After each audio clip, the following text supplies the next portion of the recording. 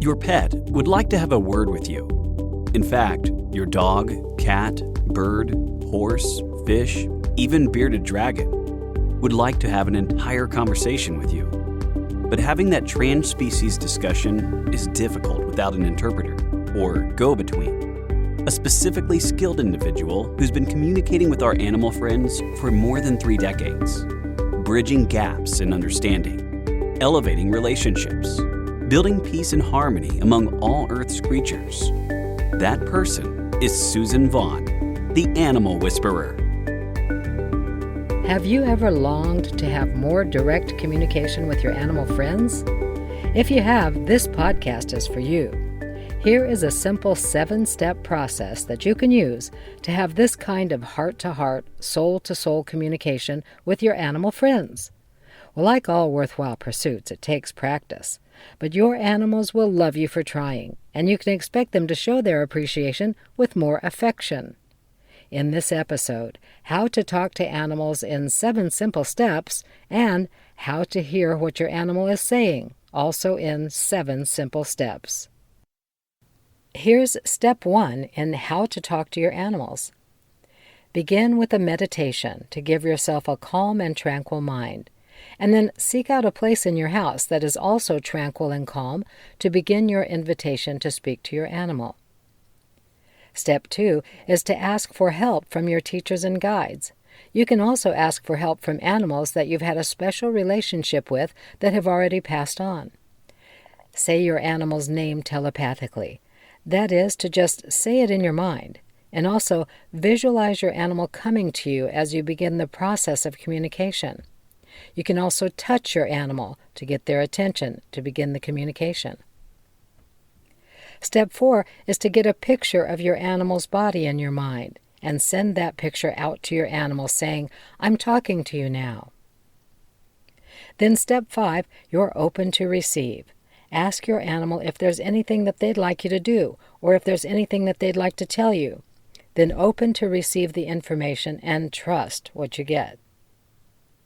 Number 6 is to always acknowledge the answer you get, even if you think it's nonsensical, even if you're not quite sure it's right.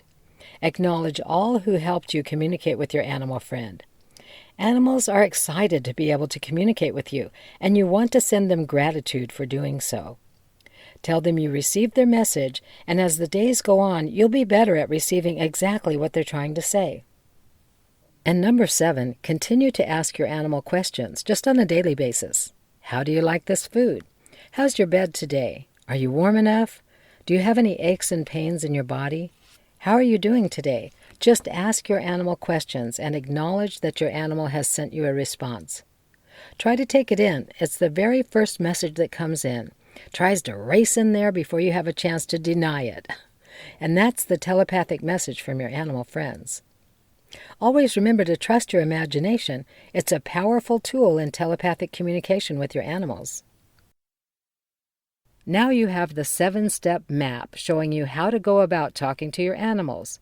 The other side of that is deep listening, hearing through all of your senses, including your 6th sense.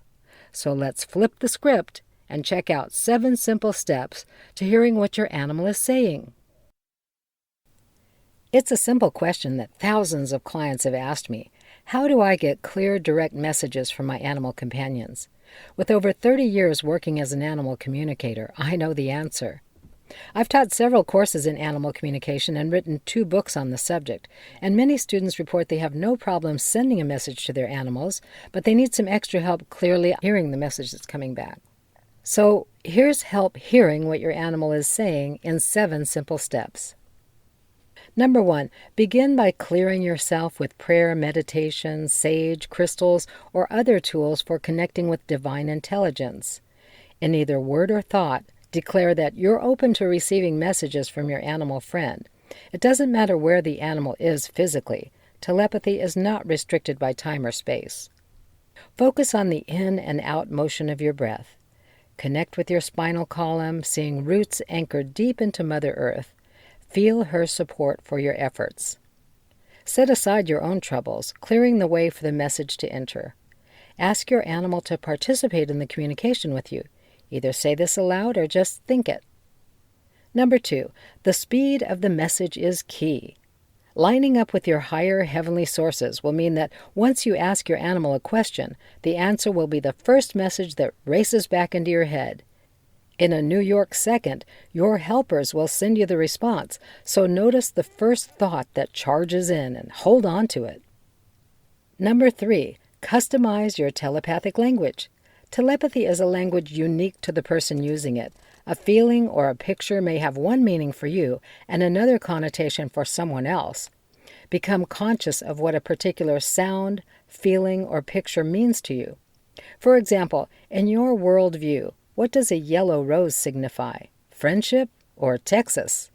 Get to know your own symbolic language. Number 4, sense intelligence. Which sense is your messenger? When you receive a message, check yourself. Where do you feel it in your body? How do you feel it? Do you sense it? Have a knowing in your gut about it? See a picture of it? Feel, know, smell, sense, see, or hear the communication. Know thyself and thy telepathic symbols.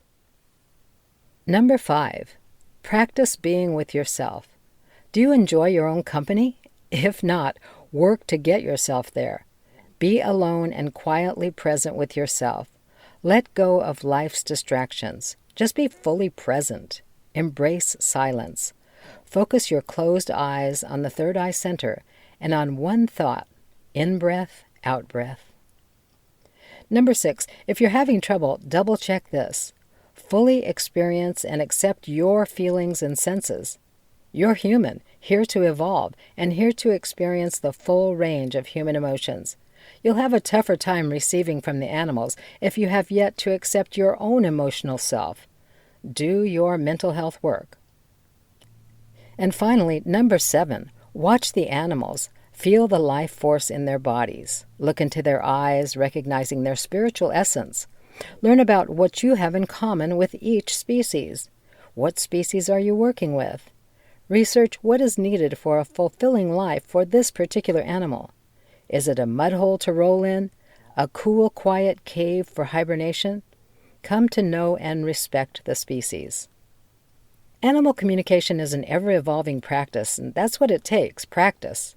Doing these steps will mean a deeper connection with all sentient life and a greater understanding of other living things sharing the earth.